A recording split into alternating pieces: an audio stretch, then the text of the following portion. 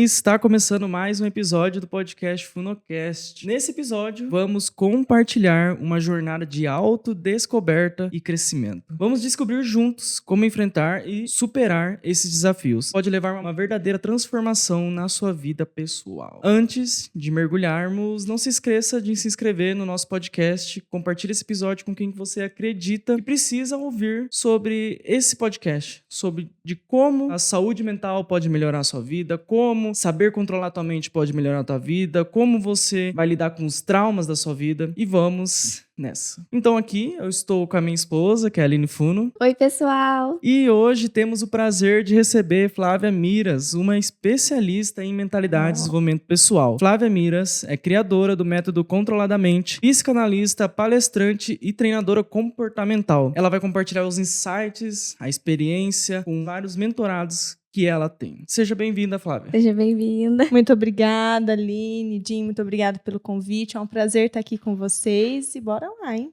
Bora lá. Já para iniciar, o que podemos fazer ou entender sobre a mente de forma mais ampla, sobre essa questão de viver pensando em saúde mental, nessas questões de hábitos, como que poderia ser isso? Bom, primeiro a gente precisa entender que nós não somos a nossa mente, somente, né? É preciso entender que nós somos 3 corpos, eu sempre digo, né? Um corpo almático, um corpo físico e um corpo espiritual. Né? Então, dentro ali do nosso corpo almático, a gente tem a nossa mente.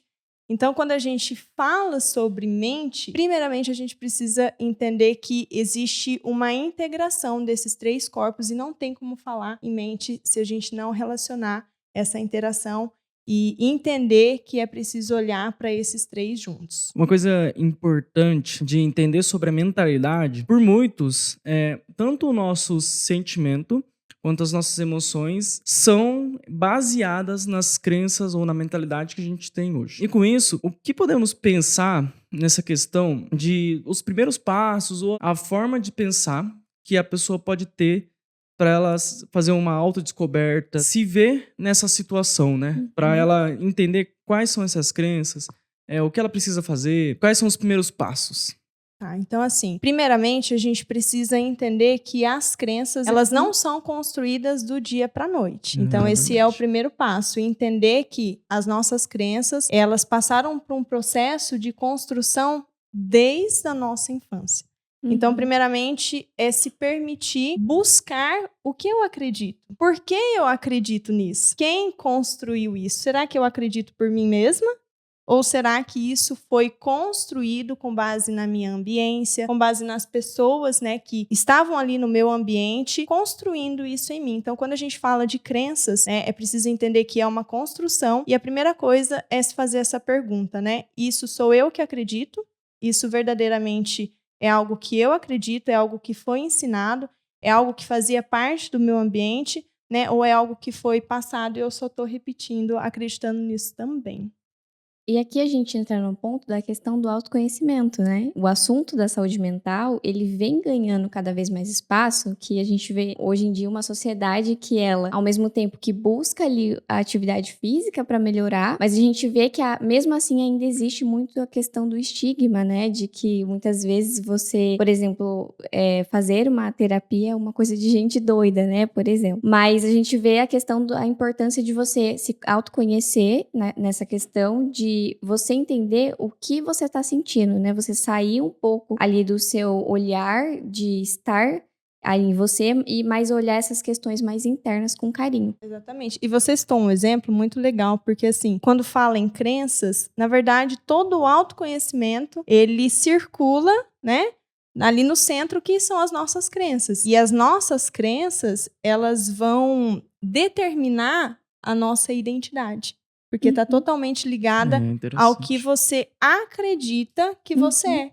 Então, muitas vezes, a pessoa ela tem uma crise de identidade, ela não sabe exatamente quem ela é, porque, na verdade, ela não teve crenças construídas de forma positiva. Então, vai para o nível de identidade. Quando a gente vê uma pessoa, por exemplo, que ela não acredita que pode ter sucesso na vida. É uma crença, né? E aí ela traz isso para a identidade quando ela acredita profundamente que ela não pode ter sucesso, e ela traz para a identidade quando ela diz eu sou um fracassado. Uhum. A crença cria uma identidade, faz ela acreditar que ela é. Então, a gente constrói a identidade. Eu sou fracassado, mas o que está gerando essa identidade, falsa identidade, é uma crença. Talvez foi construída por um pai, pela ambiência que ela cresceu, né? Uhum. Ali, às vezes, um familiar, um ambiente onde ela realmente viu pessoas não tendo sucesso ou que tentaram alcançar esse sucesso e tiveram, né, um sonho frustrado, enfim. Então, ela acredita que ela é, mas na verdade é uma crença. Uhum. Existe uma forma de você pensar na tua identidade ou nessa base, aonde você está se baseando, ou qual que é a identidade, as coisas que você está levando em consideração, e até mesmo uma forma assim de você identificar a crença e também se blindar de alguns vieses, por exemplo, que vem. Sim. Aí entra justamente o processo do autoconhecimento. É você começar a fazer essa desconstrução. Uhum. Então, peraí, quem eu sou? Né? Quem eu sou? Eu acredito que eu sou isso, isso, isso. Mas qual é a crença? O que eu acredito que me faz acreditar que eu sou assim?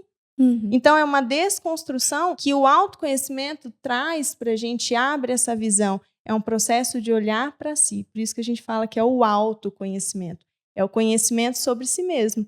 Então, você vai realmente ali como se fosse descascando uma cebola, né? Tirando ali aquilo que você... Não, mas espera aí, quem eu sou? Não, mas eu acredito que eu sou isso por conta de quem? Quem me disse isso, né? O ambiente que eu estava construiu isso, foi alguma experiência que também me fez acreditar, porque não só o ambiente, mas as experiências que a gente passou, como, por exemplo, alguém que faliu ali uma empresa, teve um negócio, uma primeira experiência ali de um empreendedorismo e que não deu muito certo. Se essa pessoa acreditar que realmente, né, empreender não dá certo para ela, ela nunca mais vai empreender. Uhum. Então, foi construída uma crença que ser empreendedor não é bom, né? Não traz retorno, porque, na verdade, essa crença partiu de uma experiência ruim, onde essa pessoa não conseguiu ampliar a visão dela, ressignificar, né, que a gente fala, dar um novo significado para essa experiência. É verdade. E até a gente fala sobre a questão, a gente sempre fala, né, aqui sobre a questão da ambiência, o quão forte ela é nessa questão de não só construir a sua identidade, assim, de você estar ali. Então, se você anda com 5 leitores, você vai se tornar o 6º.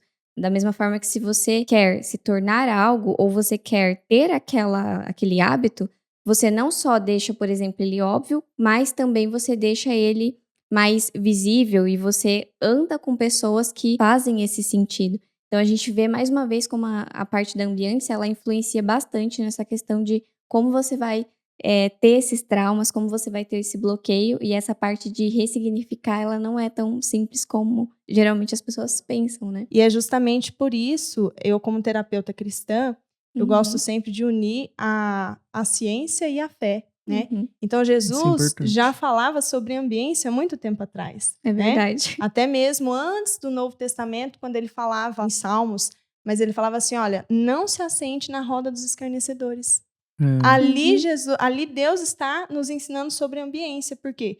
Porque se você se assenta em uma mesa onde essas pessoas elas são escarnecedores, você vai ser, então, mais um, né? Então, por isso que ele, lá no Novo Testamento, quando ele quer construir os discípulos, ele traz para onde? Para perto, né? Jesus foi o grande mentor. Por quê? Porque ele sabia que os discípulos precisavam aprender ali pertinho com ele. Esse é o poder da ambiência, muito mais na construção das nossas crenças que vão determinar a nossa identidade. Então, é muito importante. Mais um pouquinho para o pessoal entender, já que a gente entrou nessa questão, né, da fé e da ciência, eu queria que falasse um pouquinho sobre como a fé ela influencia nessa questão de você, por exemplo, ter um bloqueio, você ter um trauma, e como você consegue, através dela, ressignificar ele. Na verdade, a Bíblia, né? Jesus é o maior psicólogo, né? Então, a Bíblia toda é recheada de oportunidades e recomendações e ensinos para o ser humano ressignificar as suas dores, né? Os seus traumas. Um versículo que eu gosto muito que diz assim, olha, o choro dura uma noite, mas a alegria, ela vem pela manhã. Esse versículo, para mim, ele fala tudo sobre saúde emocional. Por quê? Porque muitas vezes, e aí entra nas crenças, né, principalmente para os homens, acreditam que o quê? O homem não chora. E aí você reprime uma emoção, você reprime um sentimento e vai acumulando. Quando, na verdade, a Bíblia está falando assim, olha, o choro dura uma noite. Ou seja, vão ter momentos na sua vida que você vai ter que colocar essa emoção para fora, né? Por quê? Porque o que não vira a palavra, vira doença. Davi falou isso, enquanto eu me calei, parece que os meus ossos se secaram. Ou seja, enquanto ele calou, né, engoliu aquelas emoções, o corpo, ele somatizou, ou seja, ele sentiu como se fosse picada nos ossos dele, dor, né? Então, o corpo somou aquilo que foi uma emoção. Mas aí o versículo diz assim, mas a alegria vem pela manhã.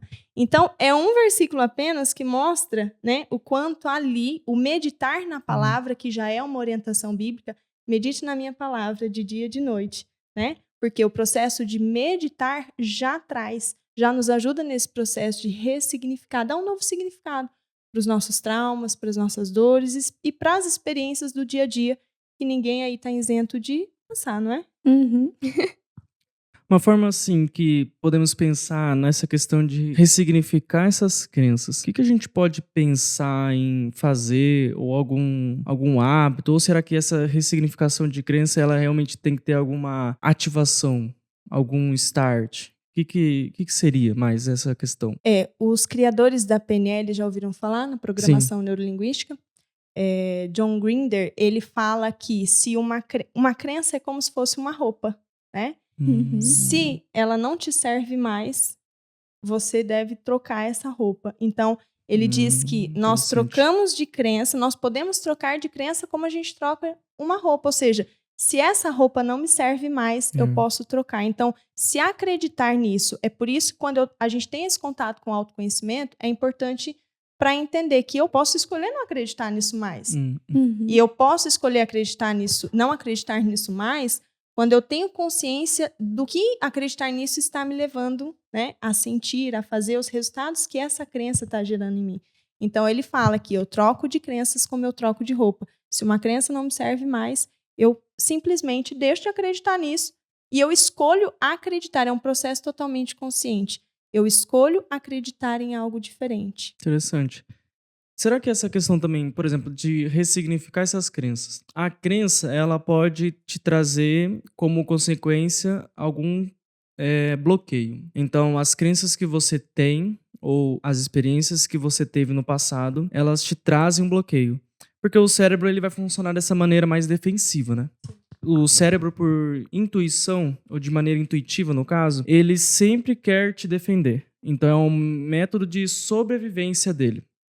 Então, ele sempre vai criar defesas. Sempre quando tem alguma ação que acontece na tua vida, sempre quando tem algum trauma, né, que se torna algum trauma, sempre quando tem alguma experiência que você participa, ele vai criar alguma coisa e o teu cérebro ele vai ver, eu vi que você sentiu uma dor nisso aqui. Então, eu preciso que você não sinta essa dor. Então, a maneira de sobrevivência do cérebro é fugir dessa causa, do que aconteceu. Com isso, o fugir do que aconteceu, isso deixa a pessoa distante de ressignificar essa crença, ou distante de tratar esse trauma. E com isso, sobre os traumas e bloqueios, como podemos pensar em agir sobre eles? Quando a gente fala de traumas e bloqueios e processo de ressignificação, o processo natural do ser humano é tentar fugir da dor, né? O cérebro primitivo, ele vai buscar essa fuga. O ser humano, ele busca duas coisas na vida: sentir prazer e fugir da dor,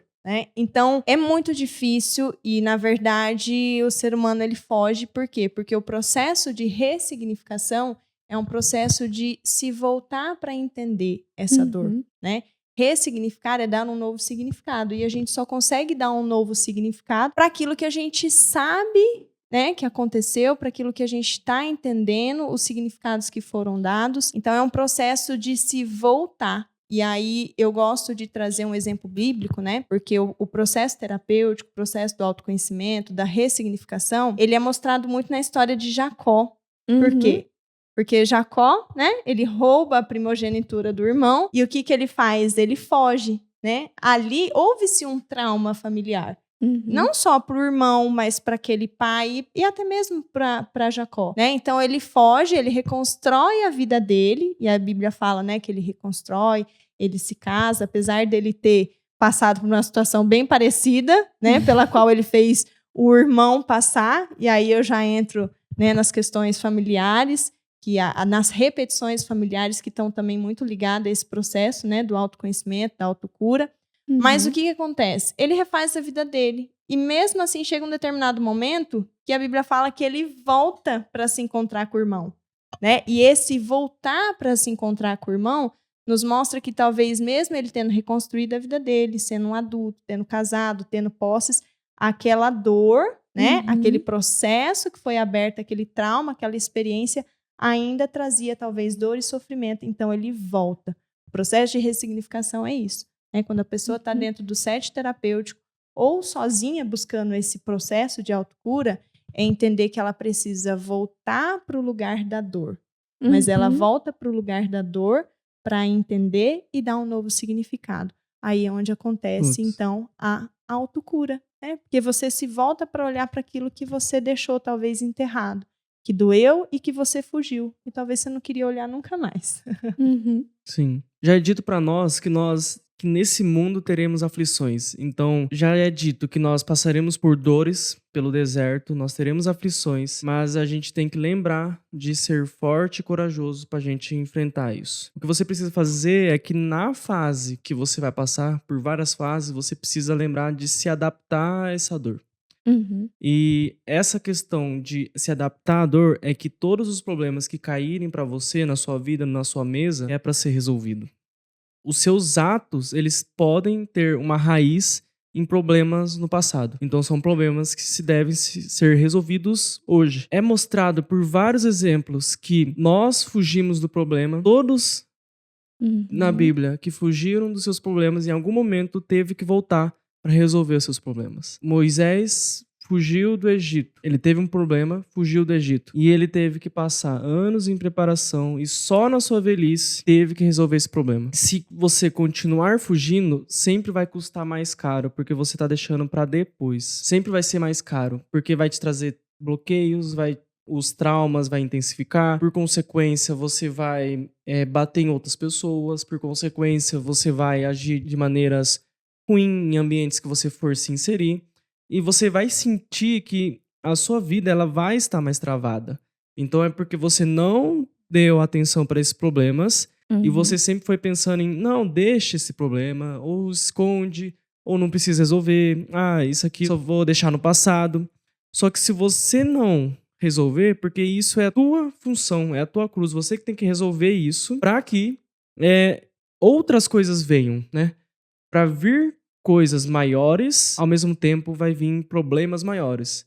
Com isso, para vir coisas maiores, você precisa destravar para que venham essas coisas maiores. Se você estiver segurando essas coisas menores, você não abriu mão para receber coisas maiores. Aqui a gente até entra nesse ponto de você estudar, ter esse conhecimento da sua saúde mental.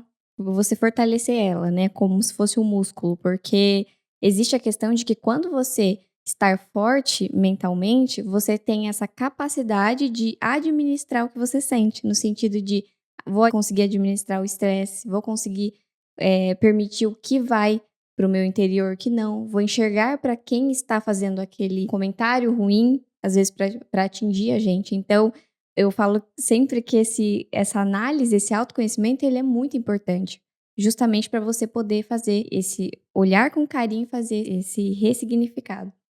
Legal. O que você colocou, Jim, é muito forte, porque pessoas feridas, elas ferem, né? Então, enquanto a gente não olha para a nossa dor, a gente vai projetar no outro essas feridas, através de comportamentos, através de falas. E aí, eu gosto muito de um versículo que fala assim, olha, Deus fala em um determinado versículo, que Ele mesmo faz a ferida e Ele mesmo a curará. Por quê? Porque nenhum ser humano evolui no conforto. Então, saúde mental é isso, é entender que eu preciso conhecer como essa minha mente funciona, como as minhas emoções funcionam, como eu posso usar, como eu posso administrar, por quê? Porque tudo isso vai cooperar para a minha evolução e eu preciso entender que eu vou evoluir no desconforto. Então, a ferida, ela tem um propósito. A ferida, ela tem um propósito de evolução, né? Não é a criança que nasce ali quando os pais são super protetores e não permitem que essa criança lá É verdade. ande na terra, né? Chupa ali um sorvete gelado, brinque descalço. O que essa criança ela não vai ter? Ela não vai ter uma construção de uma imunidade. E mesmo que ela fique doente, né? Ali andou descalço, mas o corpo dela, a sabedoria divina que Deus criou, né, para esse corpo administrar esse desconforto, vai fazer qual que é o resultado daquela ferida, né? Daquela gripe, daquela dor de garganta. É criar uma imunidade forte, é fortalecer. Então, quando aquela criança é privada de construir uma imunidade, mesmo tendo que passar por um processo desconfortável, na verdade, vai ser mais desconfortável lá na frente, porque ela não tem uma musculatura, né, mental, emocional, e ela não sabe resolver essa ferida. Então, Deus, ele mostra, né? Ele mesmo faz a ferida e ele mesmo a curará. Por quê? Porque o processo de autocura não acontece do lado de fora. Ele sempre vai acontecer do lado de dentro. Né? Então, muitas vezes, a gente mesmo causa as nossas feridas ou tem uma ferida interna, mas a cura, ela acontece também aqui dentro. E aí, depois vai refletir externamente, né? Com certeza. E a gente estava falando, assim, desse processo de saúde mental, mas como que foi, assim, escolher estudar essa mente humana, ter mais esse interesse pela saúde mental? Na verdade, começou pela minha, né? Sempre assim, sempre assim. Começou pela minha necessidade de olhar para a minha saúde mental, né? Que há mais ou menos 5 anos atrás estava totalmente descontroladamente, né? A minha saúde mental. E eu precisei parar. E eu digo assim, que até então eu sabia tudo sobre muitas coisas, né? Eu sempre gostei de estudar dentro da minha área de formação. Eu venho da área de RH, depois eu fui para a área da estética.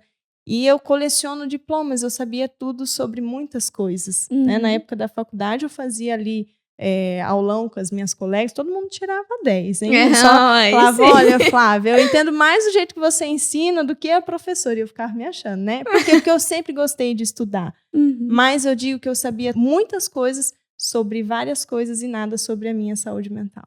Então, quando eu vi a minha saúde mental a minha vida, na verdade, né? Indo por ralo abaixo, eu entendi que faltava olhar para essa parte que era a minha mente. Talvez era a única parte que eu ainda não tinha buscado conhecimento. Vendo esse exemplo, é que por conta de você ter ido atrás de resolver isso daí, atrás de resolver essas dores, esses traumas, tudo que você passou na sua vida, isso ele revela depois um propósito, um chamado, e daí você começa, por resolver este lado, ressignificar todo este lado, você transborda para várias outras vidas, né? E ao longo desses anos você foi transformando essas vidas, né? E isso é um princípio muito interessante, que é esse princípio do transbordo. O princípio do transbordo de continuar fazendo isso. Na verdade, não tem como ninguém levar o outro aonde você não foi, né?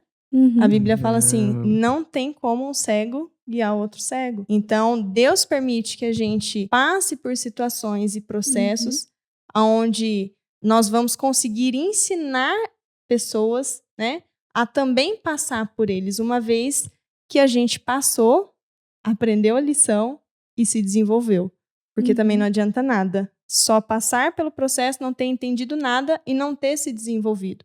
Então, o autoconhecimento ele vem justamente para isso, para ajudar o ser humano a entender o que está acontecendo, passar pelo processo, administrar suas emoções, suas dores, ressignificar e evoluir, né? E crescer. E então, quando eu passo por esse lugar, eu posso, então, conduzir pessoas. E foi isso que eu fiz. Não cabe mais dentro da gente, né? Assim como não cabe o ID de Jesus, que ele desperta exatamente nos discípulos e nos homens, depois nos apóstolos, exatamente isso. Pessoas que passaram por transformações e não conseguiram guardar para elas, né, esse método, então, que se chama Jesus, é onde eles pregaram aí para todo mundo sobre esse Jesus que transformou a vida deles, né? E é o que eu faço hoje com o meu método controladamente. Eu vejo que eu acho que é um dos fundamentos importantes disso seria você liberar o perdão, para você dar o primeiro passo de você ressignificar esse trauma, o que aconteceu com você no passado. Como que realmente que a gente pode pensar nessa questão de liberar o perdão? Não é fácil, não é um processo fácil, né? E principalmente quando existem algumas crenças sobre o perdão. Muitas pessoas elas têm dificuldade de liberar perdão porque elas acham que o perdão vai absolver o que a outra pessoa fez. É verdade, já ouvi muito isso. Então, não, eu não consigo perdoar, por quê? Porque não existe nada no outro que faça ele merecer, ou seja, né, o que ele fez realmente foi ruim, me causou danos, traumas, dores, então eu não consigo perdoar porque não tem nada que absolva essa pessoa, e o perdão não é isso.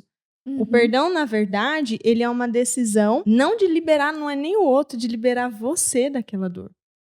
Eu digo que a gente tem, é como se a nossa mente é como se tivesse ali uma cela, né? Uma prisão. E toda vez que você decide não perdoar, você coloca aquela pessoa ali dentro, né? Então você deixa ela ali dentro de você, e tudo aquilo que aconteceu fica preso em você, só que junto você também se prende. É como se você também entrasse nessa cela e ficasse junto preso ali com a pessoa. Então o processo de perdão também é auto-perdão. Porque muitas vezes as pessoas não conseguem perdoar o outro porque, na verdade, ela não consegue se perdoar por ter se permitido viver aquela situação, muitas vezes por ter acreditado naquela pessoa. Então, é muito mais um processo primário de auto-perdão, me perdoar por ter sentido isso, me perdoar por ter me colocado nessa situação. E depois, então, perdoar o outro sabendo que, na verdade, eu estou me liberando. Né? Não existe nada que o absolva, mas eu não quero que essa pessoa, não quero prendê-la mais a mim. Eu diria assim, na verdade, na realidade, o verdadeiro cristão, ele perdoa a todos. Ele não vai carregar isso pra si. Porque realmente, o perdão, ele é você se liberar daquilo, porque é algo que não é, aquilo que aconteceu não é o que você precisa carregar. Aquilo não é a tua cruz. A gente estava refletindo e aconteceu da gente falar que nunca a cruz que a gente vai carregar será uma outra pessoa, porque como cada um toma a sua cruz, nunca será uma outra pessoa. Então, o perdão sempre é liberado para alguém. É porque se você não liberar, você não está fazendo aquilo que foi te ordenado, que é carregar a tua cruz e não a outra pessoa. Com isso, eu vejo que o perdão também está no desapego, que é você ser desapegado com isso. É um jeito assim que também nós trabalhamos com isso, de ter essa mentalidade, que nem comigo é fácil liberar o perdão e é rápido. E na verdade, antes de acontecer, o perdão já tá liberado. É algo que, pra mim, é difícil eu ficar carregando. Então, como eu tenho esse princípio do perdão, ele já é liberado rápido.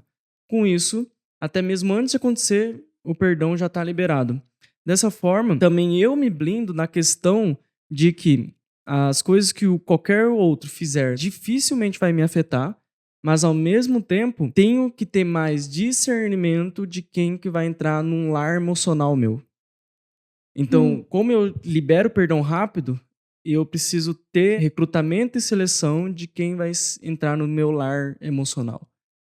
Com isso, como muitas pessoas que você disse que falam os motivos de não quererem liberar o perdão por causa de não sei quem, é a diferença entre o perdão e a disciplina. Porque o perdão, ele é algo que você vai carregar. Como é algo que você vai carregar, por que você vai carregar esse trauma? Por que você vai carregar esse sentimento ruim? Por que você vai carregar esse pensamento do passado? Então você já libera. Agora, a disciplina é a consequência do que foi causado. E a consequência do que foi causado é um princípio, porque é da semeadura. Foi plantado e vai ser colhido. Então a disciplina acontecerá. O perdão está liberado. O perdão realmente ele requer muita coragem, porque você precisa ter essa coragem para liberar o perdão. Só que lembre-se que a disciplina também requer firmeza, porque ela é a consequência do ato exercido. Então ela é a colheita daquilo lá que foi plantado. Com isso, o perdão não anula essa disciplina, né? Sim, a Bíblia fala que aquilo que o homem semear, certamente ele colherá, né? Então, eu digo, o perdão, ele é o gari da alma. O perdão, ele é o gari da alma. Por quê? Legal. Porque o perdão é exatamente esse processo de escolher o que eu não quero deixar permanecer aqui. É um processo de limpeza emocional. O perdão é a decisão, né? O perdão, a gente pode realmente dizer que ele é esse gari que passa tirando, então eu decido, não, isso aqui você pode levar, você pode tirar. Isso aqui eu não quero que permaneça mais aqui. Mas o perdão, ele é a decisão, né? Ele é o ato. Só que a gente precisa entender que junto com esse perdão, sempre vai existir a emoção. O que a gente reprime não é a falta do perdão. O que a gente reprime é a emoção que aconteceu, é o sentimento que está ali. Então, quando o perdão, ele é o meio pelo qual a gente vai liberar aquele sentimento. Então, se a gente, por exemplo, tratar de traumas profundos, né, o processo do perdão, ele é uma construção, porque a pessoa precisa entender que aquele sentimento, vamos trazer ali um trauma profundo, por exemplo, de um abuso, aonde o próprio abusador foi o pai. Como que a gente explica para essa pessoa somente que você precisa perdoar esse pai? Não, mas não tem nada. Como que eu vou perdoar um abuso de alguém que deveria me proteger? Então, o autoconhecimento é exatamente isso. É fazer com que a pessoa entenda que o perdão é tirar todas as emoções, todos os sentimentos que estão lá, ferindo essa pessoa, que estão relacionados com aquela experiência. E não necessariamente você vai ter que conviver com aquela pessoa, né? Ou esse processo de perdoar realmente vai absolver o outro. É tirar de você a emoção e o sentimento que está lá, que foi ocasionado, né, que foi gerado por essa experiência. Então, é libertador. O perdão está atrelado ao processo de autocura, 100%. Isso realmente ele é interessante, que daí, nesse exemplo mesmo que você deu, o perdão, ele é uma análise sua, que é fazer uma anamnese sua de que como que você está sentindo em relação a isso que aconteceu, quais são suas emoções, essa reflexão, e isso vai levar a algum aprendizado. Só que, ao mesmo tempo, não significa que você ter perdoado, você precisa conviver com aquela pessoa. Por isso que são coisas diferentes, o perdão e a disciplina. A disciplina é a colheita. Então, neste caso, quem plantou foi ele que colherá. O perdão se define a você, então você já libera isso. É realmente um processo, ainda mais quando são coisas que são muito mais pesadas, que traz um trauma mais profundo. Então vai querendo realmente raízes, só que você precisa lembrar que você precisa crescer isso como pessoa, porque isso vai te libertar. E isso faz você destravar em áreas. Porque você ter resolvido isso, você vai para a próxima fase. Ter resolvido outro, você vai para a próxima fase. Então isso vai te liberando em áreas. Então com isso você vai tendo um crescimento como pessoa, né? Isso te torna mais resiliente. Que foi o último podcast que a gente gravou, que é sobre resiliência. E falamos bastante sobre essa questão de crescimento como pessoa, para ter essa resiliência, porque isso vai te tornando mais forte, né? Porque essas dores, quando você ressignifica ela, você se torna mais forte após isso. Exatamente. É por isso que Jesus vai dizer assim, que o perdão, ele não é só uma vez. Ele é 70 vezes 7. Porque você não é atingida, ou você não passa por um dia mal só hoje, né? Mas amanhã e depois, todos os dias a gente sofre situações, né, onde você precisa liberar.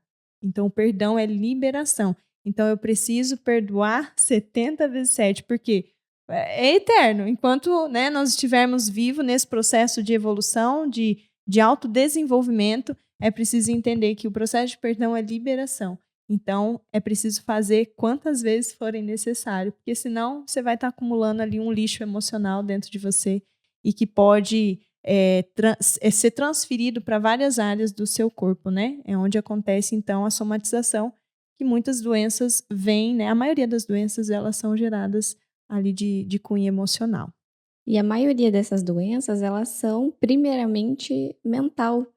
Porque ali existiu a necessidade, de alguma forma, o seu corpo corresponder com aquilo. Muitas vezes, alguma coisa que você está segurando ali dentro de você, que você vai colocar para fora de alguma forma. E muitas vezes, essa falta de cuidado, né? Essa falta de identificar, muitas vezes a pessoa acha que você pedir ajuda é um sinal de fraqueza, mas na verdade é um sinal de coragem. Essa questão de segurar, alguma hora ela vai vir à tona. E vai vir à tona muitas vezes explodindo, vindo de um comportamento que vai te adoecer de fato fisicamente, mas já adoeceu mentalmente há muito tempo. Adoece você, adoece as pessoas, porque através dos seus comportamentos, como eu disse, pessoas feridas ferem, né? Então você vai ferir pessoas através dos seus comportamentos E o teu corpo vai se ferir também para dizer assim, olha aqui a soma de todas as emoções que você deixou aí quietinho e não quis olhar para isso. Entendeu? Isso mesmo. É um puxão de orelha do nosso corpo para dizer, olha para isso. Né? Então, vou dar um exemplo para vocês. A nossa mente, ela é fantástica, né? Então, ela dá uns significados, ela tenta ajudar o ser humano a todo momento. Como? Como uma doença é uma tentativa de ajuda da nossa mente. Aí você me pergunta, mas como? Nossa. A doença é ruim. Não, é uma tentativa da sua mente te ajudar a resolver um conflito de forma interna que você não conseguiu resolver de forma externa. Então, vamos pegar aí um exemplo, uma pessoa que está ali num trabalho onde ela está engolindo sapos, né? Já ouviu? Estou engolindo muito sapo. Então, o ato de engolir essa fala, que é o que a PNL vai dizer pra gente, que é a programação através da linguagem, a programação que a gente cria. Então, a pessoa sempre está falando, eu estou engolindo muito sapo, eu engulo muito sapo nessa empresa de vocês. A mente, ela não sabe discernir o real do imaginário. A mente está achando que você literalmente está engolindo coisas difíceis de engolir. Essa pessoa, ela pode estourar uma infecção de garganta.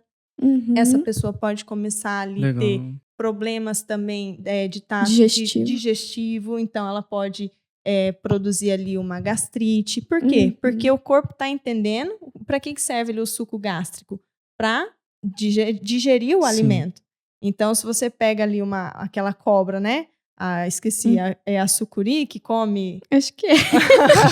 que come os animais grandes. Então, o próprio corpo dela já sabe que quando ela come ali um animal, às vezes 3, 4 vezes maior que ela, o corpo já se prepara para produzir uma quantidade maior de suco gástrico para ajudar o quê? Na digestão. Então, se a nossa mente, mas o dela realmente é literal, é um animal, ela está num processo de digestão, mas o ser humano, diante de uma situação onde tô engolindo sapo, tá difícil de digerir, mas está no nível mental, só que a mente está entendendo que ela precisa te ajudar. Então, o que ela vai fazer? Vai aumentar a produção do suco gástrico, essa pessoa vai começar a ter uma gastrite. Aí eu pergunto para vocês, é do nada? Não. É uma tentativa da sua mente falar, eu tô tentando te ajudar a engolir esses sapos. Você tá com problema. Exatamente, esses sapos aí. que você não tá conseguindo engolir, né? Então, vamos olhar para isso. Só que aí a pessoa vai, começa a tomar os prazóis da vida, e aquilo que é a raiz mesmo, que é o que está causando a emoção, os sentimentos, ela não trata. Daí vem os colaterais do remédio, né, depois. E é interessante isso que você falou, para a gente entender também como a palavra, e até na Bíblia está escrito, ela tem o poder. Então, às vezes, a gente está falando alguma coisa ali que a nossa cabeça ela não está discernindo. E aí ela tá te mandando um sinal para você resolver e você não tá entendendo. Aí você tá adoecendo sem tratar a raiz, como você falou. A Bíblia fala assim, do fruto da sua boca você comerá. Ou seja, você vai se alimentar, né? E o alimento serve para quê? Para nos nutrir, para distribuir os nutrientes, para criar tecidos, enfim. Mas a Bíblia está falando assim, do que você falar, isso vai ser teu alimento. Você vai se alimentar disso. Então, quando a gente fala e não entende o que a gente está falando, o que a nossa fala está produzindo, né? A Bíblia também vai falar que o poder da vida e da morte está onde? Na nossa boca. Na língua, na nossa boca. Ou seja, a gente tem a opção de criar vida e de criar morte através daquilo que sai da nossa boca, ou seja, através daquilo que a gente programa. Então, a fala programa a minha mente. Uma vez que eu programo a minha mente, eu estou programando todo o funcionamento do meu corpo. Caraca. Essa questão sobre a palavra foi uma coisa que, quando a gente entende essa força, acho que a gente toma os cuidados, mas é mais questão de ter o discernimento do que a gente fala, né? Porque a gente toma cuidado mesmo com a língua do que a gente fala. Porque é uma forma, com as palavras que você usa, ou seja, o estilo, o jeito de você pensar, ele programa o seu cérebro. Então tem algo assim que é um método, alguma coisa assim que dá para você programar o teu cérebro para essas questões assim? Sim, e a Bíblia é uma delas, né? Porque ali, como eu disse para vocês, ali a gente tem muitos ensinamentos. E se a gente pegar ali um daqueles ensinamentos e só o fato de você falar, que é o processo de meditação, né? Então, o processo de meditar não é só ler, senão seria leia a minha palavra de dia e de noite, não é? Por quê? Porque a leitura talvez não produza uma reprogramação, não expanda a sua consciência, não traga à consciência aquilo a um ponto de trazer um novo significado e reprogramar algo que talvez você, né, não tinha entendido. Então, o processo de meditação é uma técnica, e meditar na palavra é uma técnica melhor ainda, né? Porque o processo de meditar é ruminar. E muitas vezes envolve você falar mesmo aquilo, você repetir aquela leitura várias vezes, meditando naquilo, até que a sua mente acredite, né? Então, a crença, voltando lá ao que a gente falou, na construção, trocar de crença como eu troco de roupa, é o processo realmente de você falar aquilo que você quer acreditar tantas vezes até que a sua mente acredite. E isso é muito verdade porque, por exemplo, eu sou uma pessoa que eu já sofri muito com ansiedade, né? Hoje não mais. E uma coisa que me ajudou muito foi a Bíblia. Porque esse processo de você ser ansioso é você estar muito preocupado com o futuro e você não vive o presente. Você fica vivendo como se você estivesse no futuro. E é interessante porque quando você é uma pessoa ansiosa, você não tem paz, porque você quer controlar tudo. E a Bíblia, ela te mostra que a verdadeira paz não vem de você não ter problemas na vida, mas é de você confiar naquele que tem tudo sob controle. Então, a Bíblia foi uma das coisas que me ensinou e que eu levei e foi uma das formas de me curar aí dessas crises que eu tinha de ansiedade. Legal, no processo terapêutico é justamente isso que a gente trabalha. Essa construção de ensinar você a lidar com as suas emoções, com os seus sentimentos, desconstruir as falsas crenças, aprender a trabalhar com esses sentimentos, entender de onde vem. E, por exemplo, o versículo que fala, né? Jesus fala, não andeis ansiosos. Aí vamos juntar tudo. Não andeis ansiosos por coisa alguma. E aí, então, eu posso construir uma crença, né? Eu medito nesse versículo e eu construo uma crença a partir desse versículo, uma nova crença. Talvez antes, qual crença que ancorava tudo isso, né? Eu tenho muitos problemas, ou não tem como ter paz com esse problema, e a Bíblia fala, não andeis ansiosos por coisa alguma. Quando eu medito, eu posso criar qual crença? Eu posso viver sem ansiedade. Se a Bíblia está falando, não andeis ansiosos por coisa alguma, então eu medito ao ponto de criar uma crença e repetir para mim, eu posso viver sem ansiedade, eu posso andar sem ansiedade. E eu reforço isso todos os dias, até que a minha mente vá se reprogramando a partir dessa nova crença que eu criei. E isso é interessante porque isso não serve só para ansiedade. Isso serve para vários traumas ou bloqueios ou distúrbios que você tenha, por exemplo, alimentar. Isso te ajuda muito, porque na verdade esse distúrbio externo que você tem, antes ele foi interno. Então é importante, igual a gente falou, né? Cuidar dessa raiz. E a Bíblia ela vai te ajudar muito nisso. Exatamente. Exatamente, assim como ele fala que nesse mundo tereis aflições, assim como fala que seja forte e corajoso, assim como fala que é melhor o fim das coisas do que o começo, assim como fala que todas as coisas cooperam para o bem. Então são coisas que você vai refletir, vai pegar e colocar como princípio de vida sua. E isso transforma a tua base, ou seja, transforma a tua identidade. Então, pensando nessa maneira, dá então para reprogramar o cérebro, refletindo sobre esses princípios. Porque podemos dizer que pessoas podem estar meditando em coisas erradas, ou seja, na verdade, o cérebro dela está ocupado com outras coisas, ao invés de estar ocupada com a principal dela, que é a principal causa que deveria ser, que seria o reino, por exemplo. Então, quando você está com tudo focado para o reino, que você lembra que mas buscai primeiro o reino de Deus e todas as demais coisas serão acrescentadas, significa que a causa sempre será o reino, as coisas virão pelo percurso. E daí, neste caso, você muda essa sua base. De qual é a tua base?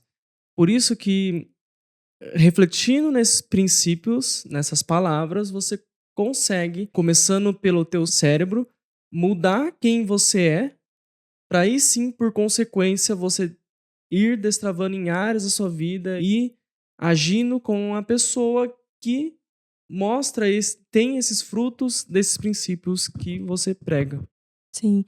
Não tem como você ressignificar nada, não tem como você ter um processo de autocura, de transformação, se não for pela renovação da mente.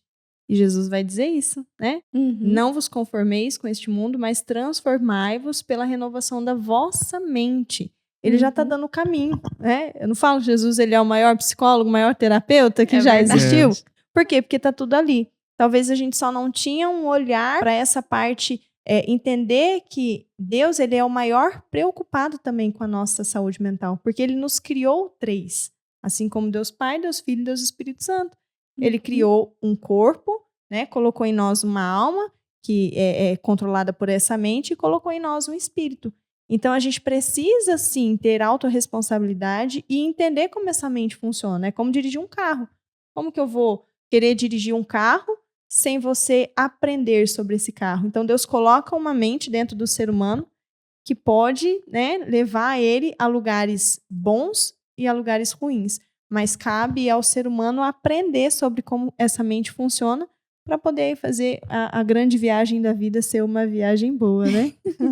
Exatamente. Assim como se nós pensarmos nessa questão da identidade, quando se fala, por exemplo, então vamos pensar na saúde mental e no ter controle da sua mente. Quando a gente pensar, ter um pensamento mais positivo, no caso, realmente, não seria, usando, sei lá, algum termo, não seria uma balela ou não seria qualquer coisa. Porque, como princípio, ele nos mostra que devemos ter mais essa mente positiva, né? Então, o fato de, por exemplo, eu só ter esse entendimento de pensar pelos lados mais positivos do que o negativo, isso já muda muita coisa? Com certeza. O pensamento ele é a base. O pensamento é o que constrói o sentimento e o comportamento. Então, o pensamento vai construir um sentimento e a partir da forma que você se sente, vão gerar comportamentos que vão condizer com esse sentimento. Mas tudo começou aonde? No pensamento, né? Então, o pensamento positivo, ele realmente é importante. Por quê? Porque ele fala de uma forma que você enxerga as coisas. É a lente pelas quais você enxerga as experiências, a vida, e mais uma vez Jesus já falava disso, né? Ele fala assim, se os teus olhos forem bons, todo o teu corpo terá luz. Por quê? Porque os olhos estão falando de visão, da forma como você enxerga as situações. Então, quando ele fala, se os teus olhos forem bons, todo o teu corpo terá luz, porque uma mente negativa não tem clareza. Uma mente negativa, já conviveu com alguém negativo? Uhum. Você dá uma solução, ela te traz 2 problemas. Sempre com um olhar, não é negativo, ou seja, a pessoa negativa ela não consegue ver luz, ela não consegue ter clareza. Você facilmente consegue mostrar para ela uma solução, mas ainda mostrando a solução, ela vai enxergar o quê? A forma escura, o problema. Ela não vai enxergar a luz. Então, o pensar positivo é justamente isso, é trabalhar na construção de um pensamento onde a minha forma de enxergar vai ser positiva. Então, diante de qualquer experiência da vida, eu tenho 2 perguntas, né? Para começar a criar esse exercício, construir esse olhar positivo. O que eu posso tirar de lição? Uhum. Ou talvez, o que poderia ter sido pior? Quando eu já crio um cenário, né, que poderia ter sido pior, esse que foi construído fica pequeno diante de né? Poderia ter sido pior. Então, eu já começo a construir um olhar positivo. Então, isso que eu passei talvez não foi tão ruim assim, né? Porque realmente, se os teus olhos forem bons, todo o teu corpo terá luz. E o corpo está envolvendo tudo, né? A nossa mente vai ter clareza em tudo. Eu vejo que é importante, então, você mapear essas emoções negativas que você sente. E com isso, você pode também pensar que, se você tiver medo de errar, você pode pensar que o erro, ele te traz aprendizados. Porque o erro, ele nada mais é que também um teste. Então, todos os erros é aprendizado, porque ninguém consegue evitar de errar. Então, nós aqui mesmo, sempre quando a gente erra em algo, a gente reflete naquilo e a gente pensa, qual é o aprendizado que podemos tirar desse erro nosso? Então, eu e ela fazemos isso.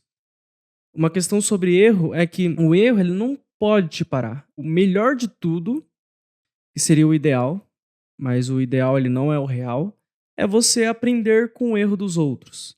Só que o aprender com o erro dos outros, ele não evita que você erre.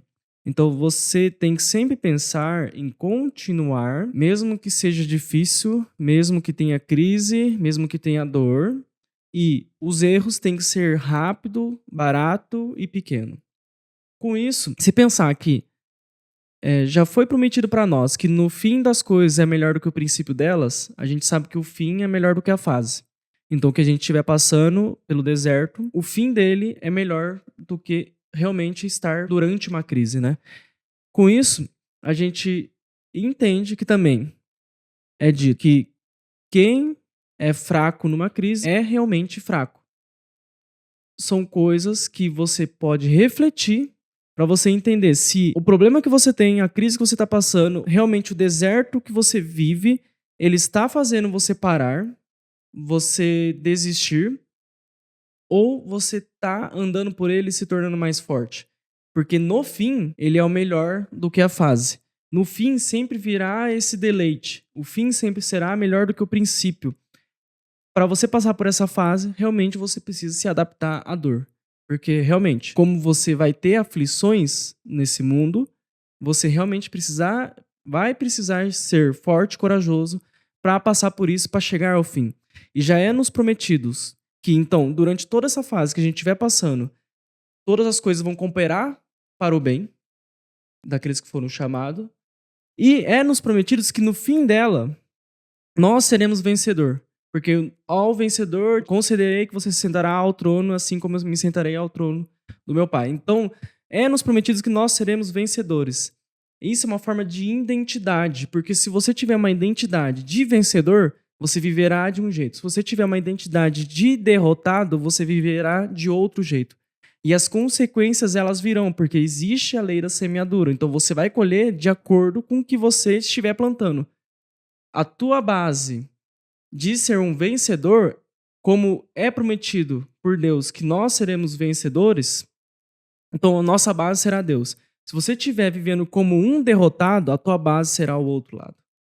Dessa forma, se você vive realmente como um derrotado, você dá essa legalidade para o outro lado agir sobre a tua vida.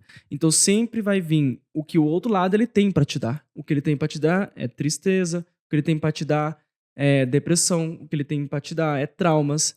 É isso, ele só quer uma partezinha sua, assim como Deus te quer por inteiro.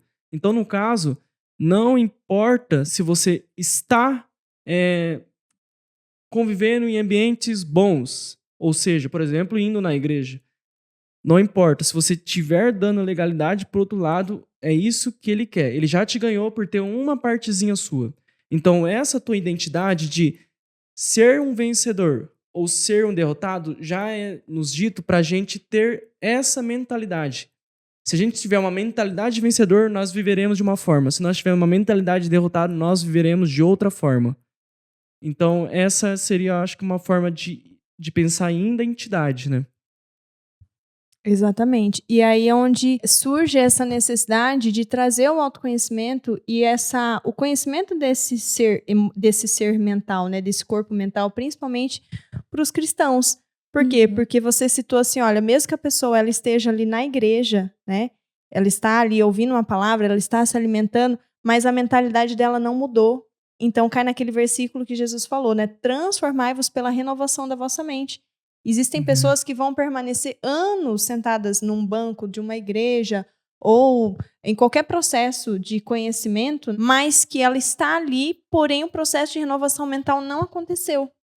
Muitas pessoas não realmente vão ter essa dificuldade de cognição, né? E aí já entram questões realmente químicas, questões físicas, onde existe uma diminuição da capacidade cognitiva e que realmente é uma pessoa que ela não consegue mudar os pensamentos, ela não consegue gerenciar os pensamentos e muitas vezes é algo mais simples do que a gente imagina.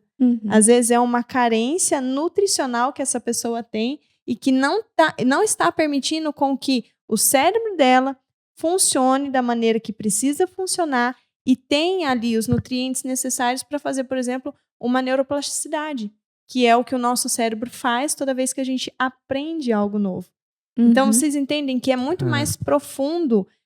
A saúde mental, ela envolve o físico, o emocional, que é o mental, e o espiritual. Quando a gente cuida desses três, né, então, é ter um processo mental, é entender que os meus pensamentos vão determinar os meus sentimentos, meus comportamentos. A Bíblia vai dizer tudo aquilo que é do alto, tudo aquilo que for bom, amável, verdadeiro, nisto pensai. Então, Jesus já está dando a dica aí, né? Tudo começa pelo pensamento, então ele já está dando a direção. Tudo que for do alto, tudo que for bom, amável, verdadeiro, pensem nisso. Se mantenham nesse tipo de pensamento. Mas aí também vem a parte física. Ou seja, eu preciso entender que meu corpo tem, ele precisa de nutrientes, vitaminas, minerais, que é o combustível para esse cérebro conseguir fazer isso. E criar, então, essa neuroplasticidade de quando eu aprender algo novo, a minha mente consiga, então, dar esse novo significado, mudar essa visão, né? Então, isso também é muito importante. Quando ela está falando de neuroplasticidade, eu até anotei aqui que era uma pergunta. Ela está falando sobre a capacidade de você mudar e de você criar novos caminhos neurais. Então, isso significa que toda vez que você, por exemplo, ler, meditar a Bíblia, você orar, você fazer esse caminho de construção de autoconhecimento para a gente se conhecer em Cristo, por exemplo, a sua cabeça, né, os seus neurônios vai liberar coisas positivas para você. E aí você vai estar nesse caminho aí de autoaceitação, por exemplo, e assim por diante. Exatamente. Um neurocientista, o Dr. Dennis Birtman, ele mostrou um estudo que foi feito através de neuroimagens, que a oração ela é capaz de nos ajudar a melhorar o processo de tomada de decisão. Foi identificado através de testes que no momento em que as pessoas elas estão orando, há uma liberação, um aumento da circulação sanguínea no nosso lobo pré-frontal, que é exatamente a parte do nosso cérebro responsável pela nossa capacidade de tomada de decisão. Ou seja, a oração, ela te ajuda a tomar melhores decisões. Então, a gente tem várias ferramentas e a oração é uma delas. Lógico que a gente precisa olhar para tudo isso que a gente falou, né? A parte nutricional, a parte espiritual, essa parte dos pensamentos. Na verdade, é todo um sistema que está integrado, né? Às vezes você não é burro, só não está bebendo água, né? Então, seria interessante realmente olhar para esse lado do seu corpo, né? Então, tanto treinar a sua mente, mas assim como para treinar a sua mente, você pensar melhor, refletir melhor, você também precisa cuidar do seu corpo. Ou seja, beber água é o principal delas, né? Então, seria por quê? Porque o nosso corpo é 70% água e o nosso cérebro é 90% água. Ou seja, o nosso cérebro é água. Por exemplo, eu e ela, a gente, durante o dia, enquanto a gente está trabalhando, a gente fica se cobrando um ao outro de beber água. Então, a gente sempre fala assim, vai beber água, senão você não vai conseguir pensar direito daqui a pouco. Então, a gente sempre tá cobrando um ao outro de beber água.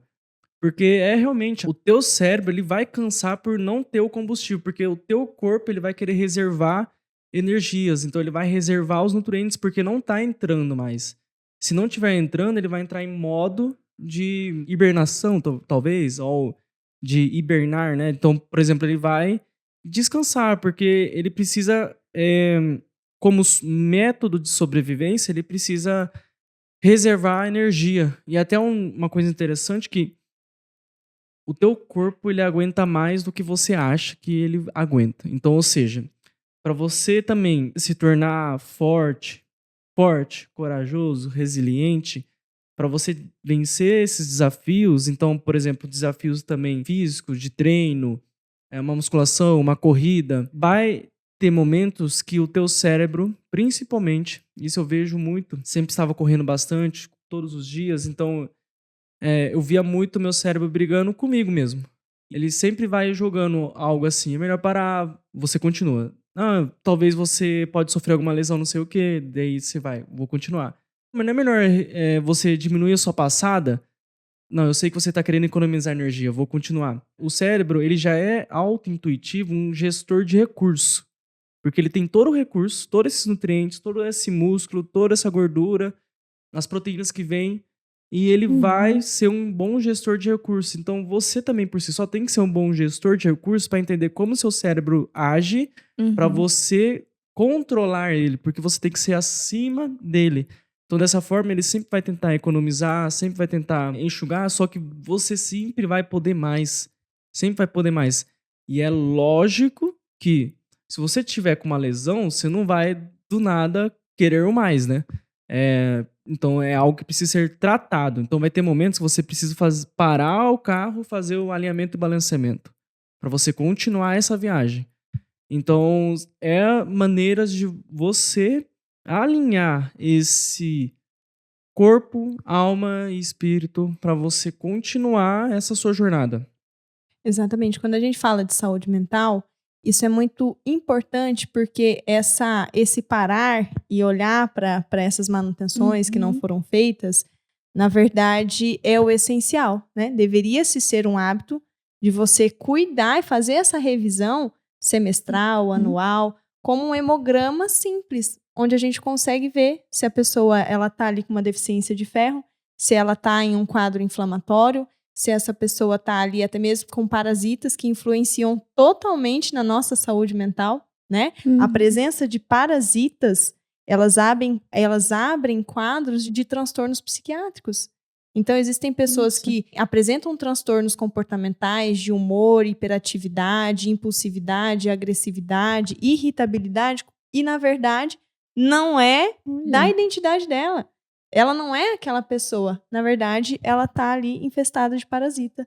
Então, quando você para avaliar esse carro, fazer toda essa revisão e buscando entender como que ele funciona e o que você precisa colocar ali dentro dele, né, ajustar, fica muito mais fácil você realmente prover ali aquilo que o teu cérebro precisa para ser um cérebro produtivo. E se a gente for ver hoje a medicina convencional, ela não está muito interessada em te ensinar a fazer essa revisão, né? Se você chega hoje num médico ou num psiquiatra, você vai... O psiquiatra ele não vai tratar a pessoa, ele vai tratar o teu sintoma.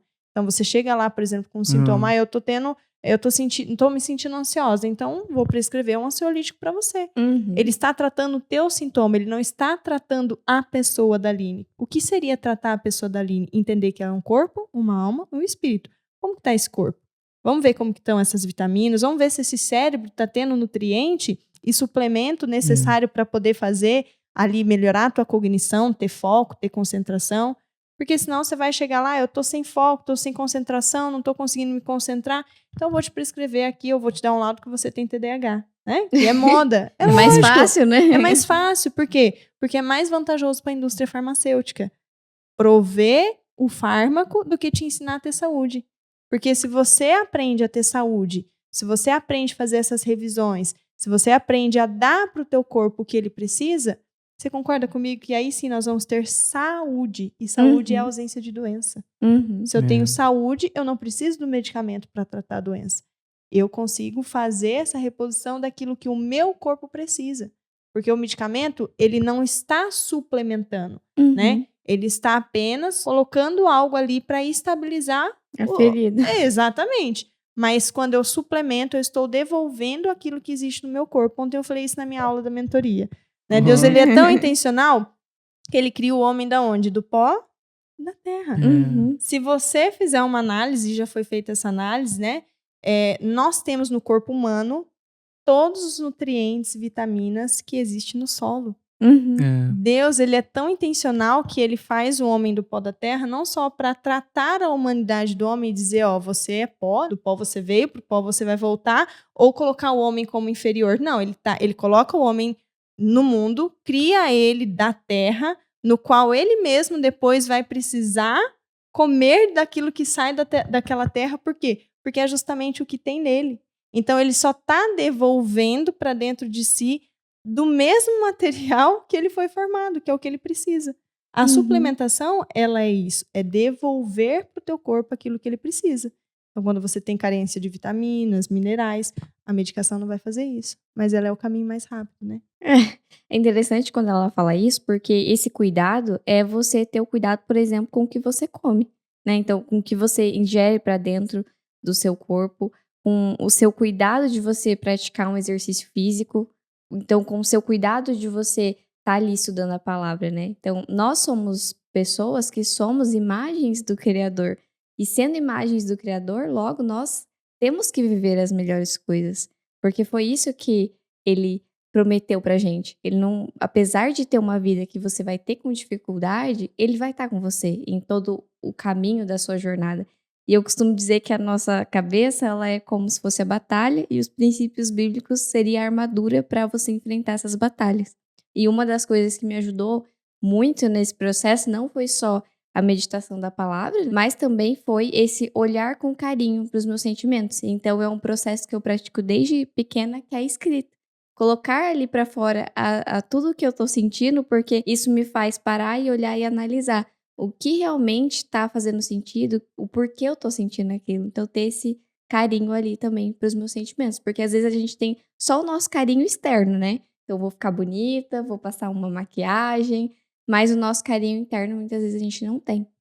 É isso mesmo. É por isso que Jesus vai falar lá dos fariseus, né? Daquilo que está interno, guardado lá. Jesus fala assim, olha, vocês são como sepulcro caiado. Ou seja, aquilo que está dentro de vocês, na verdade, está podre. Uhum. Então, é como você disse, né? A gente se preocupa tanto com o lado externo, mas o mais importante é o material interno. Que é aquilo, são os nossos sentimentos, emoções, que muitas vezes do lado de fora a gente veste tantas máscaras, né? E aí do lado de dentro, na verdade, está a nossa verdadeira essência, sentimentos, dores, feridas. Mas volta em tudo aquilo que a gente falou, né? É o processo de autocura, de voltar, de querer olhar para isso, e então ressignificar e se autocurar mesmo. Interessante. Se a gente vai voltar, então, pro início das coisas, a gente vê que como ele criou tudo, e assim como viemos do pó da terra, que é lá no início, a natureza, ela revela a glória do Criador. Então, é por isso que ele te quer por inteiro. Então, você depositar tudo nele é porque tudo já é dele. Porque ele é o criador de tudo, então tudo já é dele. Por isso que a vontade do outro lado, do inimigo, é ter uma partezinha disso. Porque quando ele tem essa partezinha, ele tem o prego. O prego. O que seria o prego? É que uma história poderia ser assim, que o inimigo, ele ofereceu uma casa para uma pessoa. Essa pessoa quis aceitar a casa, mas ela perguntou, tá, mas por que você tá me dando essa casa? E o inimigo, ele respondeu que, eu te dou essa casa, mas a única condição é que você me deixe colocar um prego nessa casa. A casa, ela vai ser toda sua, você faz o que quiser com ela, com essa casa. Tudo será seu. Mas eu só preciso colocar um prego. Ele falou, um prego para uma mansão como essa? Pode ser. Com isso, o inimigo, ele colocou o prego em um lugar. O lugar que o inimigo colocou o prego foi na porta de entrada dessa casa. E na porta de entrada dessa casa, o inimigo pendurou um corpo morto de bicho, que seria então um cadáver. Com isso, as pessoas que fossem olhar para essa casa, elas viriam primeiro o cadáver lá, a coisa ruim. Elas iriam ter um sentimento ruim. As pessoas que moram nessa casa, toda vez elas iriam ter que lembrar que elas estão com esse prego pendurado, com que é esse sentimento ruim que foi pendurado lá. E esse prego, ele representa a partezinha que ele quer. Porque mesmo que tudo seja, você tenha virado para o outro lado, tudo você tenha entregado para Deus, só que você realmente não entregou tudo. Você deixou o outro lado colocar um pregozinho na porta de entrada. E na porta de entrada ele revela tanto para as pessoas que moram dentro o jeito ruim de viver com esse prego, e para as pessoas que estão fora olhar para isso e ver primeiro o prego e o cadáver pendurado. E esse cadáver nada mais é do que essas emoções e sentimentos que fedem dentro da gente, né? Essa podridão que Jesus falou dos fariseus, que é o sepulcro caiado, que muitas vezes viram a gente permite que esse sentimento e essa emoção fique, né, justamente ali colocada pelo inimigo, porque são emoções, sentimentos e dores. Ele não quer que a gente se cure disso, né? Então ele traz realmente permite que essas dores e traumas eles continuem, para que ele continue ali dominando, né? Para que isso fique cada vez mais fedido dentro da gente e você passe a se acostumar com aquilo que é ruim, né? A pior coisa é o ser humano se acostumar com aquilo que é ruim. Então ele passa até mesmo a acreditar que aquilo, na verdade, né, é normal. Então, se acostumar com a dor, ele é muito perigoso, porque te faz permanecer no lugar e permitir que esse preguinho realmente fique ali com esse cadáver. Sobre essa questão de controlar a tua mente, sobre essa saúde mental, existe muito assunto para falar, existe muita coisa. Daí também a gente pode direcionar, e direcionar pode ser da seguinte forma. Então, como falamos sobre perdão, pense, então, faça essa reflexão, tome para si 3 pessoas que você pode perdoar. 3 pessoas que você precisa perdoar e libere esse perdão. E entenda que esse perdão, ele precisa ser liberado rápido porque ele custará caro você ficar carregando ele para si. A tua vida andará mais devagar porque você estará pesado. Se você estiver leve, você andará mais rápido. Então pense nisso. E daí você também pode mapear emoções negativas que você tem. E daí ressignificar isso daí. E também mais um direcionamento é como temos também a especialista que a gente convidou. Ela tem um método. Ela tem tanto as imersões que ela faz, uma imersão presencial, e também tem um método que seria a mentoria dela também, né? Sim, o método, na verdade, nasceu dessa necessidade de criar um passo a passo. Como é um assunto que a gente consegue escalar muito, é muito profundo, na verdade, quando a gente fala de mente humana, o autoconhecimento realmente ele é um mergulho. Uma vez que você mergulha, você vai cada vez mais profundo dentro de si. Então, o método, ele nasceu justamente com a intenção de criar um passo a passo, ir construindo um pensamento e expandindo essa consciência para que a pessoa vá entendendo como essa mente funciona, como as emoções funcionam, os sentimentos, como fazer esse processo de ressignificação, né? Então, dentro da mentoria, eu ajudo a pessoa a ir por esse caminho, que como eu disse, né, foi aonde eu já fui. Sim. É onde eu fui, então eu ensino essas pessoas também um passo a passo ali para que elas consigam não chegar mais rápido, né, mas saber que está indo no caminho certo, que alguém já testou. É um método bem completo, pelo que vocês estão vendo, e lembrando que tudo que você não resolve hoje vai te adoecer amanhã. Exatamente. Lembra então, se você gostou desse episódio, já compartilha com a pessoa que precisa ouvir essa palavra. Com isso, fala a sua rede social para o pessoal começar a te seguir e também já aproveita e fala de qual que é a próxima imersão que você vai ter, se as vagas da mentoria estão abertas ou qual que é a próxima palestra sua. Legal, vocês me encontram lá no Instagram colocando PC Flávia Miras. Inclusive, agora no final de janeiro, eu já vou abrir a inscrição para a 3ª turma da mentoria Controladamente. Já vai estar lá tudo nas minhas redes sociais, então corre lá. E em março já tem um super evento, que é o Despertar do Feminino, onde eu trabalho também as questões emocionais voltadas para o feminino. Então, tem todas as informações lá no Instagram, é só clicar lá e já começar a me seguir. Aí, ó, já dá um pontapé aí pra esse ano. E você me encontra no @AlineFuno. No meu você encontra o Jinfuno, JinFuno. Até a próxima, pessoal. Tchau! Tchau, pessoal!